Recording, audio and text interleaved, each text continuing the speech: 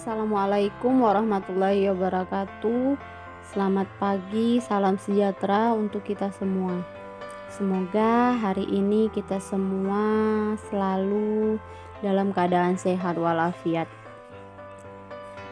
Baik, untuk semester 2 bab keempat hari ini kita akan memulai pelajaran dengan Sistem dan Struktur Ekonomi Politik Masa Orde Baru tahun 1966 sampai 1998.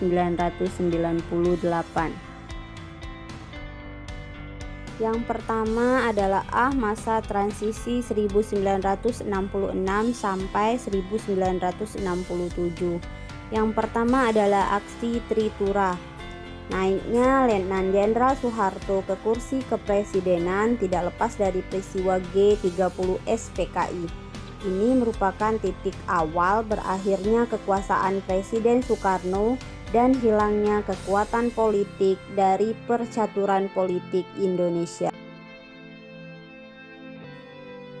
Perasaan tidak puas terhadap keadaan saat itu mendorong pemuda dan mahasiswa mencetuskan Tri Tuntutan Rakyat atau yang kita kenal dengan Tritura.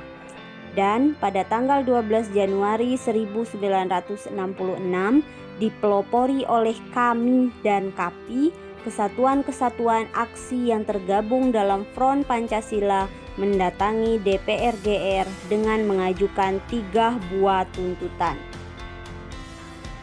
Isi dari Tritura atau 3 tuntutan rakyat adalah yang pertama pembubaran PKI, yang kedua pembersihan kabinet dari unsur-unsur G30 SPKI, kemudian yang terakhir penurunan harga atau perbaikan ekonomi.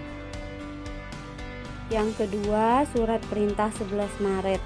Ada yang melatar belakangi surat perintah 11 Maret.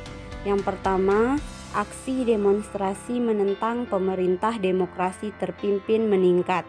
Yang kedua, keamanan Presiden Soekarno terancam. Kemudian, Presiden perlu memulihkan kewibawaan pemerintah.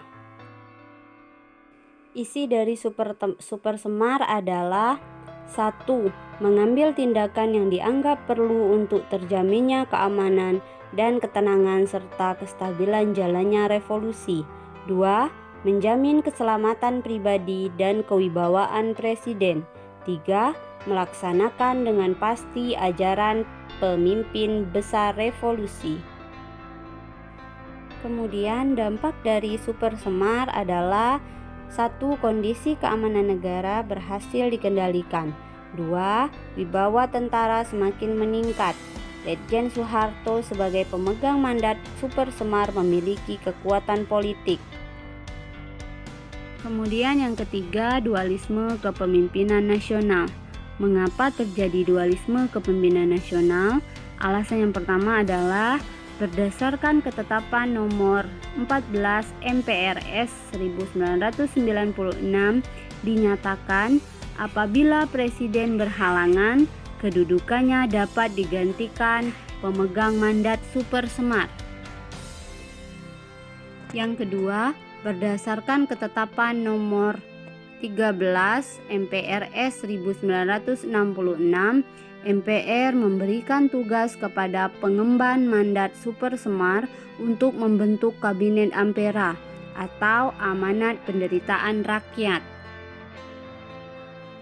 Dampak dualisme kepemimpinan nasional.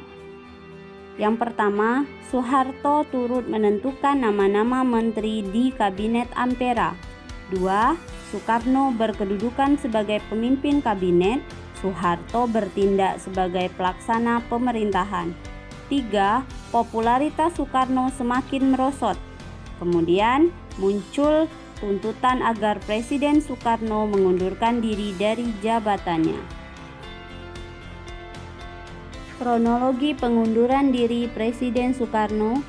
Yang pertama, pada bulan Juni tahun 1966, Presiden Soekarno menyampaikan pidato pertanggungjawabannya sebagai presiden yang dikenal dengan pidato Nawaksara.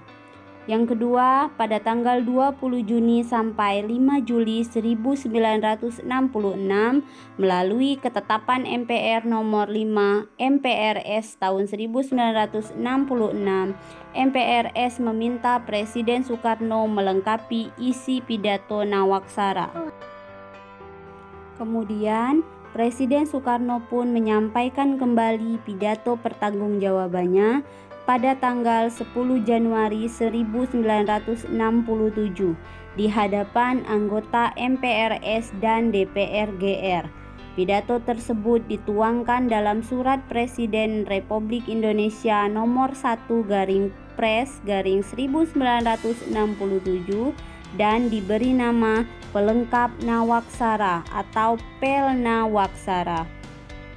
Kemudian di tanggal 9 Februari 1967, DPR GR mengajukan resolusi dan memorandum kepada MPRS agar mengadakan sidang istimewa untuk mengatasi situasi politik yang semakin memanas.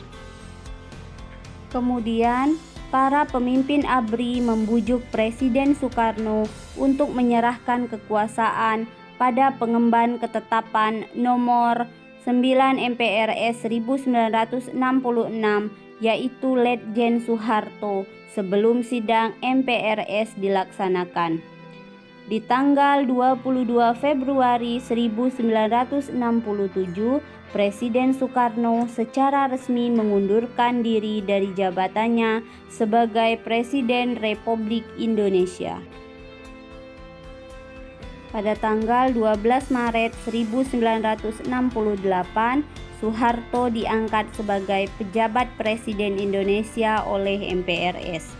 Selanjutnya, Soeharto resmi dilantik sebagai Presiden Republik Indonesia pada tanggal 22 Maret 1968. Pelantikan Presiden Soeharto ini menandai dimulainya periode Orde Baru. Nah, anak-anak, itulah tadi pembahasan kita di awal semester 2 ini. Semoga kalian selalu semangat menjalani pembelajaran jarak jauh atau daring ini. Tugas untuk kalian di minggu ini adalah yang pertama, apa dampak dualisme kepemimpinan nasional? Kemudian, kenapa Presiden Soekarno mengundurkan diri dari jabatannya?